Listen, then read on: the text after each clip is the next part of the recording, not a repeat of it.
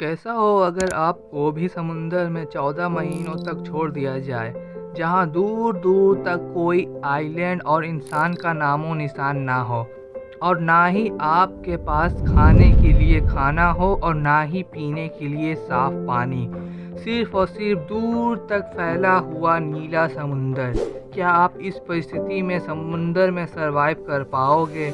आज का कहानी एक ऐसे ही इंसान के बारे में है जिसने पूरे 14 महीने तक पैसिफिक ओशियन में सरवाइव किया और अपने नाम एक वर्ल्ड रिकॉर्ड बना दिया, जिस रिकॉर्ड को कोई भी इंसान चाह कर भी तोड़ना नहीं चाहेगा। तो आइए इस कहानी को विस्तार से इस वीडियो में समझते हैं।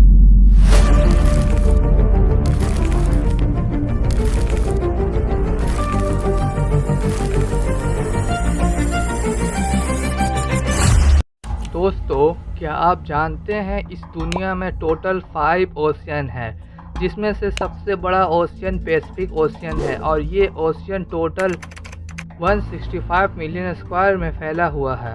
ये पैसिफिक ओशियन इतना बड़ा है कि इसका अंदाज़ा आप इस बात से लगा सकते हो, अगर इस अर्थ की सारी ज़मीन, डेजर्ट, आइस, माउंटेन, रिवर, जितना भी कुछ है, अगर आप सभी को इस पैसिफिक ओशियन में मिला दिया जाए तो भी ये छोटी ही पड़ेगी। इस पूरी ओशियन में कुछ ही आइलैंड हैं, वो भी इतने छोटे हैं कि इस आलीशान समुंदर में एक डॉट के बराबर दिखते हैं। इनमें से ज़्यादातर आइलैंड ऐसा है जिन पर आज तक किसी इंसान ने कदम तक नहीं रखा है।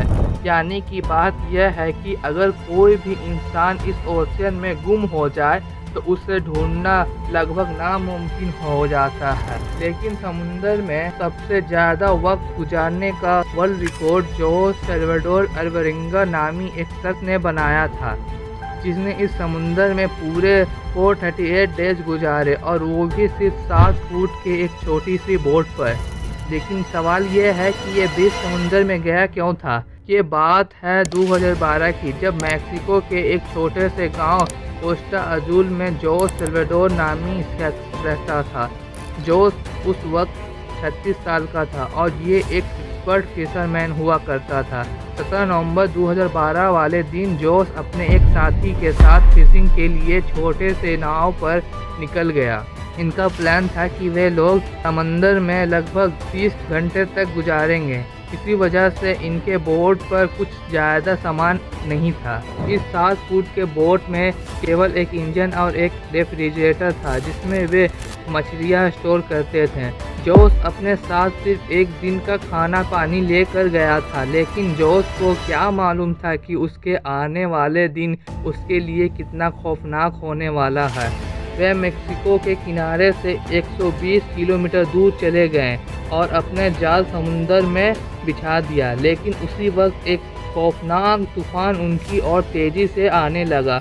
वे लोग अपनी जान बचाने के लिए उल्टे पांव समुंदर के किनारे की ओर भागने लगे। लगातार 6 घंटे तक बोट को तेज़ रफ्तार में भगाते भगाते सुबह हो गई। सुबह करीब 7 बजे वह किनारे से केवल 20 किलोमीटर दूर थे। वहां से उनका अपना गांव भी दिखाई दे रहा था, लेकिन इतना तेज़ रफ्तार से लगातार बोट चलाने की वजह से बोट के इंजन खराब हो गया। अब ना ही उनके पास चप्पू थी और ना ही बोट का कंट्रोल था। उनके पास केवल एक रेडियो था, जिससे वे अपने लोकेशन अपने बॉस को बताया और उनका जवाब के इंतज़ार करने लगे। लेकिन इंतज़ार करते करते उनका रेडियो का बैटरी भी डेड हो गया। इसके साथ ही दोनों मछुआरों का बाहरी दुनिया से कनेक्शन भी टूट गया। वे लोग अभी इसी शौक में ही थे, उठने में ही ये हुआ जिसका किसी को भी अंदाज़ा नहीं था।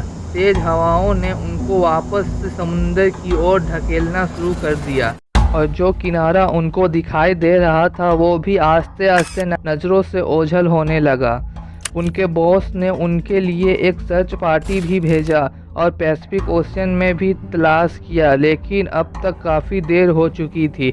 जोस और उसके साथी का बचना धीरे धीरे मुश्किल हो रहा था। इस हादसे को अब तक 5 दिन गुजर चुके थे और तेज़ रफ्तार वाली हवाओं ने जोस के बोट को किनारों से लगभग 450 किलोमीटर दूर ढकेल दिया था। ऐसे जगह पर पहुंच चुके थे जहां दूर दूर तक पानी ही पानी नज़र आ रहा था। जोश और उसके साथी का अब ये अच्छे से मालूम हो गया था कि उनके बचने की चांस अब 1% से भी कम है, क्योंकि उनके पास जो खाना था वो कब का ख़त्म हो गया था। इसीलिए वे अपने पेट भरने के लिए उन परिंदों को पकड़ना शुरू कर दिया जो उनके बोट पर आकर बैठते या फिर बोट के आसपास मौजूद मछलियों को पकड़कर कच्चा खाने लगे। समुंदर का पानी इतना खारा था कि वे पानी पी नहीं सकते थे, इसीलिए वे बारिश का पानी एक बोतल में जमा कर के पीने लगे। जब काफ़ी दिनों तक बारिश नहीं होती थी तो वे लोग अपने प्यास बुझाने के लिए मछलियों और टर्टल का खून पीना शुरू कर दिया। वे भी जब वे लोग उसे पकड़ने में कामयाब हो पाए तब। दिन गुजरते गए, फिर महीने। ये जिन मेंटल प्रॉब्लम से गुजर रहे थे ये इमेजिन करना भी हमारे लिए मुश्किल है। आखिरकार जोश अल्वलेंगा के साथी ये टॉर्चर बर्दाश्त न कर पाया और समुंदर में कूद कर सुसाइड कर दिया। अब इस छोटे से बोट पर बात करने के लिए भी जोश के पास कोई नहीं था।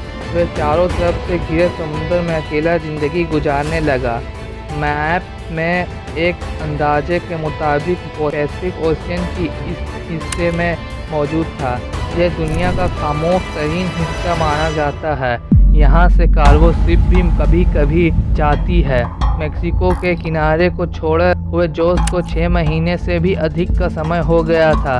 इसी बीच जोश ने अपने साथी को भी खो दिया था, जो काफ़ी ज़्यादा फ्रस्ट्रेटेड हो गया था। एक दिन जोश को दूर समुंदर में एक कार्गो शिप दिखाई दिया। ये पिछले 6 महीनों में पहला शिप था जो वहां से गुजर रहा था। देखते ही जोश का जिंदा रहने के ख्वाहिश फिर से जाग गई। जोश ने कार्गो शिप्स के तरफ हर तरह के इशारे किए, लेकिन बदकिस्मती से शिप्स के क्रू को ये छोटी सी बोट नज़र नहीं आई।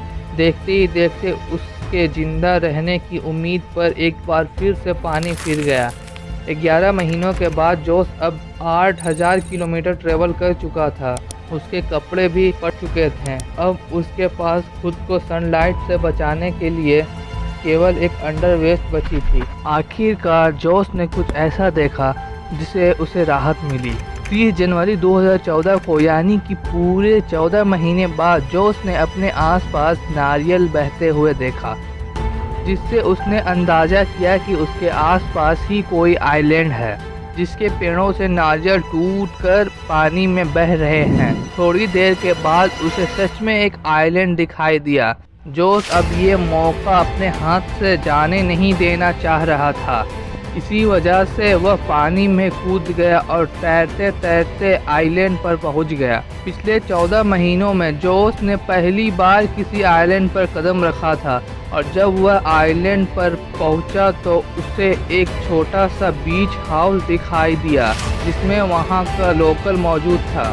पिछले 438 डेज में जोश ने पहली बार किसी इंसान से कांटेक्ट किया था। वहां से जोश को वापस अपने घर भेजा गया, जहां उसे हॉस्पिटल में इलाज के लिए रखा गया। कुछ टाइम बाद जब जोश ठीक होकर घर गया तो उसे एक और मुसीबत ने घेर लिया। जी हाँ, जोश ने 438 डेज नाम से एक बुक पब्लिश किया, लेकिन जोश पर उसे खुद के साथी को मारने का इल्जाम लगाकर उसे जेल में भेज दिया गया।